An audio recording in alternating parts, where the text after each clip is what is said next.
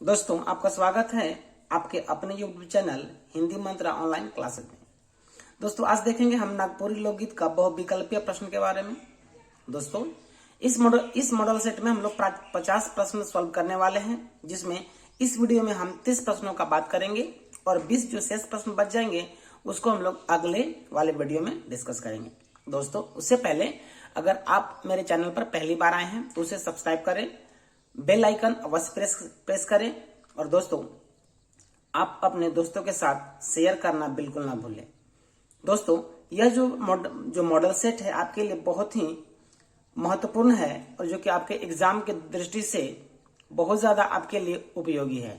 तो दोस्तों चलिए हम आज शुरू करते हैं बहुविकल्पीय प्रश्न।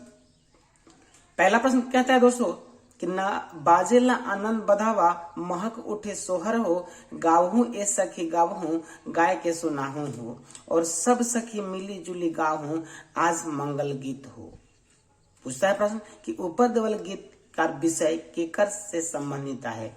दोस्तों, ये जो आप लाइन देख रहे हैं इस पंक्ति में कह रहा है कि आखिर जो लाइन है वो किस गीत से संबंधित है। बोलता है कि बाजेला आनंद बधावा महक उठे सोहर हो। बोलता है जो आनंद बधावा बज रहा है और सोहर का जो गीत है वो महक उठा है। गाहू हे सखी सब मिलकर गाहू हो और सबको आज सुनाइए और मंगल गीत गाइए। दोस्तों, यहाँ पे किसी बच्चे का जन्म हुआ है जो कि वो एक संस्कार संबंधी गीत है। तो ऑप्शन कहता है संस्कार गीत है, सुगवा गीत है, पावस है, उदासी है। दोस्तों, अगर हम ऑप्शन से देखें तो पावस और उदासी तो होगा नहीं, काहे कि यहाँ खुशी की बात हो रहा है। पावस गीत हम तब गाते हैं जब कोई वर्षा ऋतु आता है, तो दोस्तों वैसा तो जिक्र है नहीं। सुगवा होगा नहीं दोस्तों। और ये तो लास्ट बजता है संस्कार गीत और ये किसी बच्चे के जन्म पे गाया जाता है, तो इसीलिए आपका आंसर होगा संस्कार गीत। दोस्तों, अगला प्रश्न हम देखते हैं। कहता है 9 महीना जब सचली डंडवा लच के उठे और छतिया दर्द होवे, एहो लाल मुंडा केरा कैसे भूई लोरे। अब यहाँ पे देखिए दोस्तों, कह रहा है कि एक माता जी का दुख का वर्णन है। माता जी अपना बात बता दे कि 9 महीना मैंने उसे सच के रखा है, तो जाहिर सा बात है दोस्तों। अब बोलते हैं कि डांड जो है मेरा वो लचक उठा है, छाती में दर्द होता है, हे लाल मुंडा। अब देखिए जब लाल मुंडा आ गया मतलब किसी बच्चे का जिक्र है दोस्तों, तो उसके हिसाब से अगर आप लाइन पूरी पंक्ति अगर नहीं भी पढ़ते हैं तो आप यहाँ सीधे ऑप्शन से टिक लगा लेंगे कि यह प्रकृति गीत है, जन्म गीत है, मुंडन गीत है, विवाह गीत है। तो दोस्तों ये एक बच्चे का जन्म है, तो विवाह, प्रकृति और मुंडन ये तो होगा नहीं। तो आपका ऑप्शन बनता है बी, मतलब ये जन्म संबंधित गीत है। तीसरा प्रश्न बोलता है रिमी झिमी पानी बरसे, ओरी तोय मधु चुए और ललना से मौधे बालक नहाए। देखिए दोस्तों, यहाँ भी बालक का बात हो रहा है, तो जाहिर सा बात है कि क्या हो सकता है, आप खुद समझ गए। ये पर्व त्योहार का तो कोई गीत है नहीं, पावस नहीं है, ऋतु नहीं है, तो दोस्तों ये संस्कार गीत है। और संस्कार गीत में आपको पता है कि पुत्र जन्म, विवाह, लियावन वगैरह होता है, तो यहाँ पुत्र का बात है, इसलिए ये संस्कार गीत का ऑप्शन होता है। प्रश्न संख्या 4 देखते हैं। राम जन्म सुनी ऋषि मुनि आय और आहू से ऋषि मुनि दुभे डेरा डालू। यहाँ पे कहता है कि राम जन्म का जब राम जी का जन्म हुआ था तब ऋषि मुनि उनकी जन्म को सुनकर आए थे और वो कहते हैं कि सभी ऋषि मुनि लाके यहाँ पे डेरा डालिए। तब बोलता है कि ये जो गीत है किससे संबंधित है, भक्ति, पावस, लाइर और झंझाइन गीत। तो दोस्तों आपकी जानकारी के लिए मैं बता दूं, ये भक्ति गीत भी नहीं है, पावस भी नहीं है, वर्षा ऋतु का नहीं है, लाइर गीत विवाह संबंधी नहीं है। तो अब जन्म का बात हो रहा है तो इसको झंझाइन में टिक मारेंगे दोस्तों। जो जन्म संबंधी संस्कार होते हैं उसे नागपुरी में झंझाइन कहते हैं। दोस्तों, जन्म संबंधी जो संस्कार हैं उसे नागपुरी में झंझाइन कहते हैं, तो आपका ऑप्शन होगा झंझाइन गीत। दोस्तों चलिए, प्रश्न संख्या 5 बोलता है केकर अग्नि जमहेरी गछिया, लहर लहर करई छाहिर छाहिर करई, ललना केकर बहुआ मेमनन हुलसाए, चिते चिते बिहसाए हो लाल। देखिए यहाँ दोस्तों, यहाँ एक लाल हो गया है, यहाँ पे जन्म का बात हो रहा है, लहर लहर हो रहा है, छाई छाई हो रहा है। तो दोस्तों यहाँ पे आप ऑप्शंस देख सकते हैं, जन्म है, पारिवारिक गीत है दोस्तों, प्रकृति है और ऋतु है। तो प्रकृति, पारिवारिक और ऋतु तो होगा नहीं, तो एक ऑप्शन बचता है दोस्तों जन्म, यानी जब बच्चे का बात हो रहा है तो उसमें जन्म संबंधी, तो आपका ऑप्शन होगा जन्म संबंधी गीत है। चलिए प्रश्न संख्या 6 देखते हैं दोस्तों। केकर अंगना में बांस बुदा, रे बंसाइर बुंदाना, और गोई केकर अंगना में ढेर बजीना। देवल गीत का संबंध किसका है? तो दोस्तों बोलते किसके आंगन में बांस बुदा हुआ है, रे बंसाइर बुदाना, और केकर अंगना ढेर बजना। तो किसके अंगना में बाजा बज रहा है? तो दोस्तों जिसके अंगना में बाजा बजता हो, बांस को गाड़ दिया जाता हो, तो वहां क्या होगा? तो देखिए दोस्तों कह रहा है कि प्रकृति चित्रण, विवाह गीत, जन्म गीत और पर्व त्योहार। तो दोस्तों अब बजना बज रहा है और बांस गड़ा रहा है, इसका मतलब जाहिर सा बात है कि पर्व और जन्म और प्रकृति तो होगा नहीं। तो इसका ऑप्शन होगा दोस्तों विवाह गीत है। प्रश्न संख्या 7 बोलता है केकर लागिन अयोग्य झालर मड़वा, और केकर लागिन अयोगी रोदन लगाए। देवल गीत कर संबंध बताओ। दोस्तों बोल रहे केकर लागिन अयोग्य झालर मड़वा। तो दोस्तों इससे पहले जब मैं आपको विवाह संबंध जो गीत बताया था उसमें सब बता दिया हूं। अगर आपने अभी तक उस वीडियो को नहीं देखा है तो डिस्क्रिप्शन बॉक्स में जाकर वहां से लिंक ले लें और उस वीडियो का देख लें। तो दोस्तों कह रहे किसके लिए झालर मड़वा लगा है और किसके लिए लोग रो रहे हैं? तो अब यहाँ पे उसका उत्तर था दोस्तों कि जो बेटा के लिए झालर मड़वा था और बेटी के लिए रोदन लगाया, मतलब रो रहे थे। तो इसका ऑप्शन आइए दोस्तों लायर गीत, संस्कार गीत, सामाजिक और बीरा। तो ये तो बीरा गीत है नहीं दोस्तों। किसी बच्चे का अब यहाँ संस्कार में आते हैं, एक सामाजिक है, सामाजिक में अब बचता है लायर गीत और संस्कार गीत। तो संस्कार गीत जो दोस्तों यहाँ पे बोल रहा है, अगर लायर गीत नहीं होता तो आप संस्कार में टिक लगा सकते थे, लेकिन जब लायर गीत है मतलब विवाह संबंधी है तो यहाँ पे आप इसका ऑप्शन होगा लायर गीत। दोस्तों प्रश्न संख्या 8 बोलता है कि बजना बाजे नगर अयोध्या, जो अयोध्या नगर है वहां पे बाजा बज रहा है। राम ऐसन बर जे जानकी ऐसन कन्या। देखिए ये बोल रहा है कि जो जानकी ऐसन दुल्हन माने कन्या है और राम जैसन बर है। जग जेकरो पटोतर नहीं सेकरो बियाह भेटे जे। अब देखिए हमें विवाह संबंधी बात आ गया दोस्तों। दुल्हन का बात हो रहा है, बजना का बात हो रहा है, तो ये भक्ति तो होगा नहीं, संस्कार होगा नहीं, सामाजिक तो होगा, क्या होगा? देखिए अब ऑप्शन सब करिए, पावस नहीं होगा, सामाजिक नहीं होगा और भक्ति नहीं होगा, तो बचता है दोस्तों संस्कार। और संस्कार में मैंने बताया है कि विवाह, जन्म वगैरह लियावन होता है। तो ये आपका विवाह संबंधी गीत है दोस्तों। प्रश्न संख्या 9 बोलता है कि जनकपुरे सीता सुंदरी, जनकपुर में सीता जैसी सुंदरी है। रे अयोध्यापुरे राम कुंवर धनुष, धनुष लेखे लोभे राम धावली, रे धनुआ अहे बजर समान। बोलता है कि जनकपुर में सीता जैसी सुंदरी है और अवधपुर में राम जैसे कुंवर प्रताप है। और उस धनुष के चलते लोभे राम धावली माने धावना माने आना होता है, लेकिन धनुया जो है वो बजर के समान है। तब कहता है दोस्तों कि ये किस संबंधी, ये जो प्रश्न है, ये जो गीत है वो किससे संबंधित है? आपके ऑप्शन है दोस्तों लायर गीत है, झंझाइन गीत है, सोहर गीत है और ललना गीत है। तो दोस्तों ललना गीत तो होगा नहीं, सोहर होगा नहीं, किसी बच्चे का जन्म है नहीं, और झंझाइन दोस्तों होगा नहीं क्योंकि झंझाइन को नागपुरी जो होता है, जो संस्कार होता है, जो जन्म वाला उसमें झंझाइन करते हैं। तो ये दोस्तों लायर गीत यानी विवाह संबंधी है दोस्तों। अगला प्रश्न 10 में कहता है बर पाके पीपर पाके कौआ मैना जो है ना, और एहे लेखे आयो बढ़ल बेटी के कुटुम्ब जो है ना। बोलता है जिस प्रकार बर और पीपल पक जाता है तो कौआ जो मैना है उसको उसका बाट जो होता है कब पकेगा। उसी तरह कहते जब बेटी बड़ी हो जाती है तो कुटुम्ब लोग भी उसके आश्रय में रहते ताकि हमको विवाह शादी करना है। तब क्वेश्चन बनता है दोस्तों कि यह किस प्रकार का गीत है? संस्कार है, परिवार है कि सामाजिक है, प्रकृति है? दोस्तों अगर ऑप्शन से देखा जाए प्रकृति का तो कोई बात नहीं है, पारिवारिक गीत नहीं, सामाजिक नहीं है, तो बचता दोस्तों संस्कार यानी कि विवाह संबंधी। तो आपका आंसर होगा विवाह संबंधी, मतलब संस्कार गीत में आप टिक लगाएंगे। क्वेश्चन नंबर 11 बोलता है दोस्तों, अगर प्रश्न संख्या 11 को देखते हैं तो बोलता है कि केकर लागिन अयो ऋण बार ले। अब बोलता है क्या चीज कि केकर लागिन अयो रीना बारिन कर ले, और केकर लागिन अयो संपत्ति राख ले, और बेटी लागिन अयो ऋण बारिन कर ले, और बेटा लागिन अयो संपत्ति रख ले। लाइन बोलता है किसके लिए तुमने ऋण कर्जा लिया है और किसके लिए तुमने संपत्ति रखा है? तब उसका उत्तर कहता है कि बेटी के लिए। दोस्तों बोलता है कि बेटी के लिए हमने ऋण बारे हैं, ऋण किए हैं, और बेटा के लिए संपत्ति बचाए हैं। तब कह रहा है दोस्तों ये किस प्रकार का गीत है? तो ऑप्शन है प्रकृति, ऋतु, सामाजिक या संस्कार। दोस्तों जब किसी बच्चे का जन्म होता है तो उस समय ये गीत गाया जाता है। दोस्तों प्रकृति तो होगा नहीं, ऋतु होगा नहीं, सामाजिक नहीं होगा, तो दोस्तों आपका उत्तर है संस्कार। तो दोस्तों इस प्रकार 11 क्वेश्चन हुए। 12वां क्वेश्चन देखते हैं दोस्तों हम लोग। उठू उठू मटिया, कहते उठू उठू मटिया लाल पियर मटिया राउर बिना मटिया कैसा न दिया। देखिए दोस्तों यहाँ पे बियाह का बात हो गया, माटी उठावन हो रहा है, मतलब मटकोड़ हो रहा है। तो बोलते किस प्रकार का गीत है, प्रकृति है, ऋतु है, पर्व त्योहार, संस्कार है।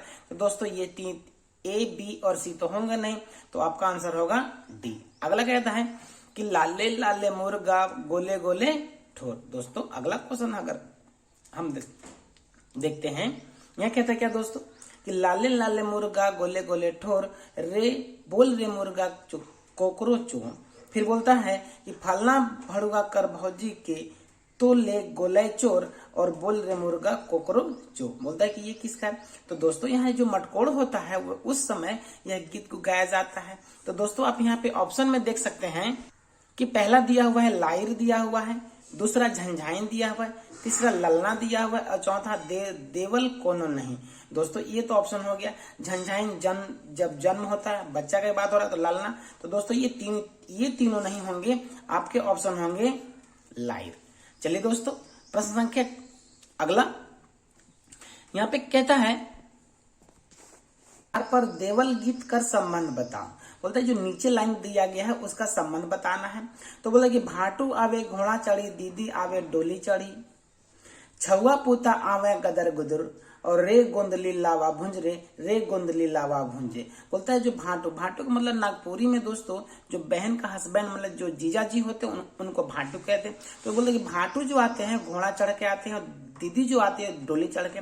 दोस्तों आप यहीं से उसको पकड़ सकते हैं कि यह शादी विवाह का बात हो रहा है। तो दोस्तों ऑप्शन से आप सीधा सीधा करिए कृषि, सामाजिक, प्रकृति और लाइर। तो कृषि संबंधी है नहीं दोस्तों। देखिए ऑप्शन आपका दिख रहा होगा, सामाजिक, प्रकृति, ये तीनों होंगे नहीं, तो लाइर है दोस्तों। यहाँ पे आप लाइर में टिक लगा देंगे। प्रश्न संख्या 15 है दोस्तों। बजनिया कर जनमल घर भेरी गेल और नवाइन कर जनमल राई छाई भेल।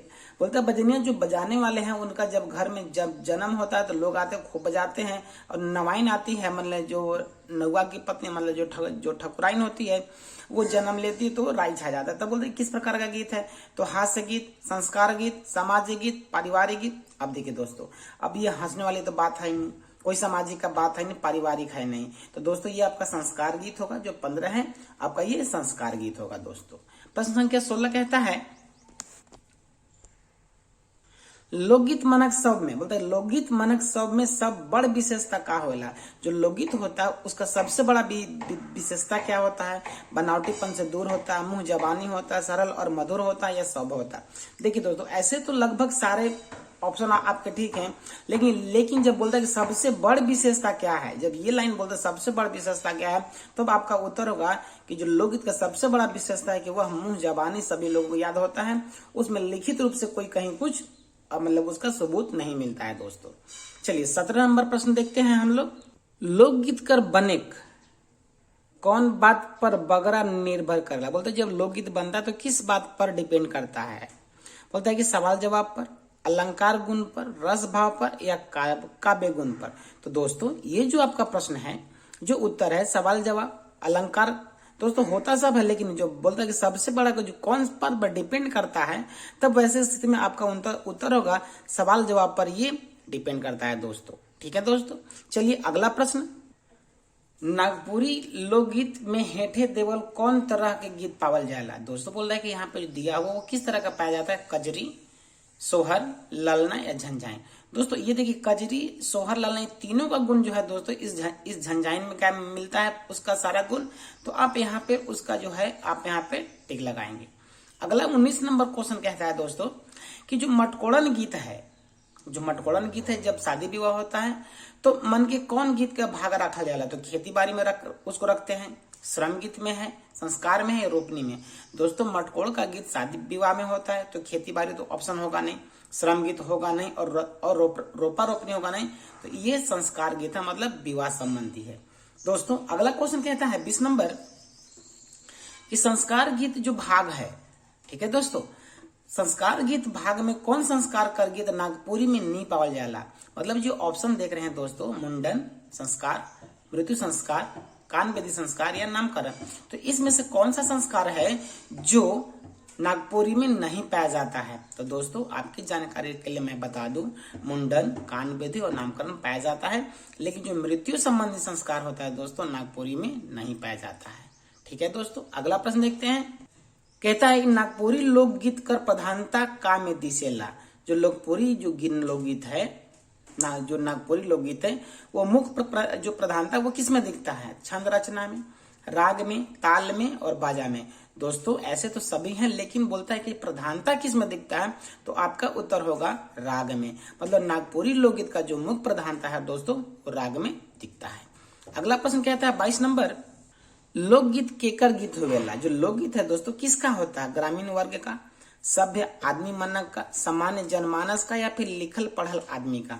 दोस्तों जो लोकगीत होता है मुख्य रूप से अगर हम देखा जाए तो ये ग्रामीण वर्ग के जो लोग होते हैं उनका होता है दोस्तों।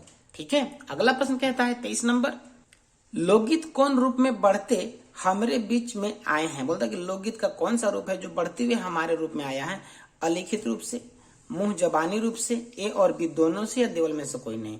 दोस्तों यहाँ पे कह रहा है कि अगर मुख्य रूप से कौन है, दोस्तों वैसी स्थिति में देखेगा ये जो लोकगीत है नहीं तो अभी तक कोई लिखित है तो अलिखित रूप ये भी ठीक है दोस्तों, और मुंह जबानी जो है ये भी दोनों ठीक है। तो आपके ऑप्शन हो जाएंगे सी कि अलिखित रूप से भी है और मुंह जबानी भी है। अगला प्रश्न हम देखते हैं, एक पीढ़ी के दूसर पीढ़ी तक। बोलता क्या है कि एक पीढ़ी के दूसर पीढ़ी तक पारंपरिक रूप से चले वाला गीत के का कहते हैं? यानी कि एक पीढ़ी से दूसरा पीढ़ी तक अगर जो पारंपरिक रूप से गीत चलता है उसको क्या कहते हैं? लोकगीत या ग्राम गीत कहते हैं, लोक कथा कहते हैं, मौलिक रचना कहते हैं या फिर साहित्यिक गीत कहते हैं? दोस्तों साहित्यिक गीत तो बिल्कुल नहीं कहते हैं, कथा ये तो कथा है नहीं दोस्तों, गीत का बात कर रहा है कि ये कौन सा गीत होता है इसकी बात कर रहा है, रचना का बात नहीं कर रहा है, ये भी ऑप्शन नहीं होगा। मतलब कि आपके ऑप्शन होंगे 24 का ए, लोकगीत या फिर ग्राम गीत कहते हैं जो एक पीढ़ी से दूसरी पीढ़ी जो पारंपरिक रूप से चलते आते हैं। क्वेश्चन नंबर 25 देखते हैं दोस्तों, हमरे का संस्कृति के आगे बढ़ाए में कौन तरह कर गीत मन बगरा प्रभावशाली है? बोलता है जो हमारा गीत है वो ऐसा कौन संस्कृति मतलब हमारी जो संस्कृति है उसको आगे बढ़ाने के लिए हमारा कौन सा गीत का जो प्रभाव है सबसे अधिक है? तो क्रांतिकारी गीत का, वीर रस कर गीत का, भक्ति गीत का या फिर लोकगीत का? दोस्तों क्रांतिकारी, भक्ति और वीर रस जो गीत है इससे हमारी संस्कृति आगे नहीं बढ़ती है बल्कि हमारी संस्कृति बढ़ती है इस लोकगीत से दोस्तों। ठीक है, अगला प्रश्न देखते हैं 26 नंबर, कौन विद्वान के द्वारा ई कहल जाए कि आदि मानव के उल समय संगीत को ही लोकगीत कहते हैं? बोलता है कि जो ऐसा कौन सा विद्वान है जो ये कहते हैं कि आदि मानव के जो समय में जो था संगीत को ही जो लोग संगीत गाते थे उसी को लोकगीत कहते हैं? ये कौन सा विद्वान कहते हैं दोस्तों? तो आपका ऑप्शन होगा पारसी नामक विद्वान, डॉक्टर सत्येंद्र, डॉक्टर रविंद्र और डॉक्टर कृष्णदेव उपाध्याय। तो आपका सही उत्तर है दोस्तों पारसी नामक जो विद्वान है उनका ये कहना है कि आदि मानव के उल समय संगीत को ही लोकगीत कहते हैं।